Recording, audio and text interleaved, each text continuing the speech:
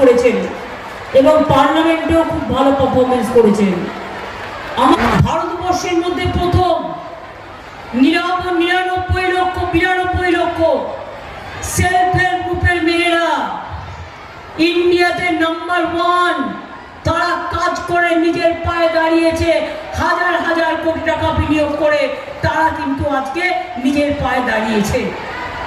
আগামী দিন আমরা সেলফ হেল্প গ্রুপের মেয়েরা, ছেলেরা যাতে জিনিসপত্র বিক্রি করতে পারে, তাদের হাতের তৈরি, আপনাদের এখানে কাঁসার বাসন হয়, ডোকরা হয়, মাটির পুতুল হয়, শাড়ি হয়, অনেক কিছু হয়।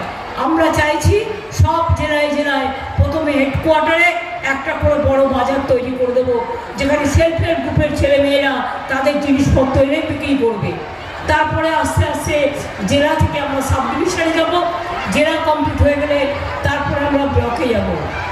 এছাড়াও মাইনরিটি সেন্টার, কিষাণ তীর্থ, পথসাথী, শিক্ষাশ্রী, কন্যাশ্রী, লক্ষ্মীর ভাণ্ডার, আদিবাসী ভাতা, সবুজ সাথী সাইকেল, স্মার্টফোন, কৃষকদের 10,000 টাকা ভাতা, এমনকি যারা সমুদ্রে যায় এই সময় যেতে পারে না তাদের জন্য 2 মাসের জন্য 10,000 টাকা দেওয়া হচ্ছে।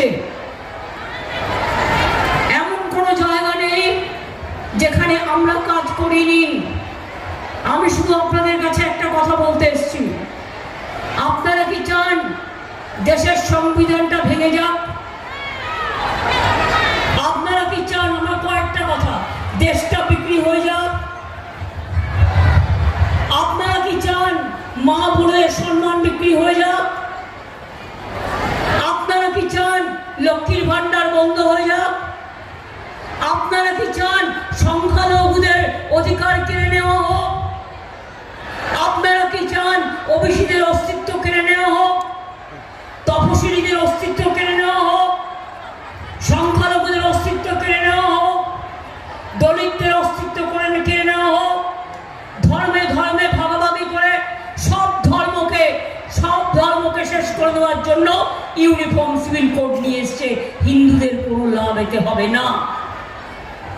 মোদীদের খেলাটা জেনে রাখুন, ওরা শুধু মিথ্যে কথা বলে মিডিয়াতে, সোশ্যাল মিডিয়াতে লক্ষ লক্ষ কোটি টাকা খরচা করে ভিডিও বানায়, আর সংবাদ মাধ্যমকে টাকা দিয়ে, কোটি কোটি টাকা দিয়ে কিনে নিয়েছে,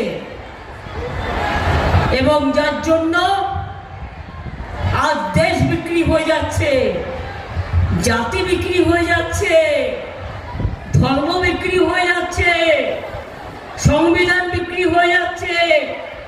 কি নিয়ে থাকবেন? আগামী দিন যদি বিজেপি আসে, কারো স্বাধীনতা থাকবে না। এনআরসি করে সব ডিটেনশন ক্যাম্পে পাঠিয়ে দেবে, কেয়া করে সব তাড়িয়ে দেবে। আর আজকেই তো দেখতে পাচ্ছেন জিনিসপত্রের দাম কত বেড়েছে। কই মোদী বাবু, আপনার মুখে তো একটাও কথা নেই। আপনি আমাকে 5 বারের জায়গায় 50 বার গালাগালি দিন, আমার গায়ে ফোসকা পড়বে না, কিন্তু আপনাকে বলতে হবে 15 লাখ টাকা করে পরিবার প্রতি দেবেন বলেছিলেন, কেন দেননি? দ্বিতীয় বলতে হবে বেকারদের 2 কোটি ছেলে মেয়েদের চাকরি দেবেন বলেছিলেন, কেন দেননি? বলুন, কেন জিনিসের দাম বাড়ছে? আপনাকে বলতে হবে। কেন কৃষকরা ন্যূনতম সাহায্য পাচ্ছে না, মিনিমাম সাপোর্ট প্রাইস?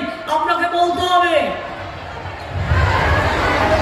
কেন আজকে ক্যান্সার ডিজিজ, ক্যান্সার রোগের ওষুধ, ব্লাড সুগারের ওষুধ, ব্লাড প্রেশারের ওষুধ সহ কোলেস্টেরলের ওষুধ, যেগুলো লোকে রোজ খায়, তার দাম কত বাড়িয়ে দিয়েছে আপনারা জানেন? গ্যাসের দাম কত? বলুন, কেন ভোট দেবো? বিনা পয়সায় আমরা দিচ্ছি রেশন, আর তুমি বিনা পয়সায় দিচ্ছ ভাষণ। গ্যাসের দাম 1000 টাকার বেশি। আমরা বলি বিজেপিকে ওহে নন্দলাল, বাহবা নন্দ লাল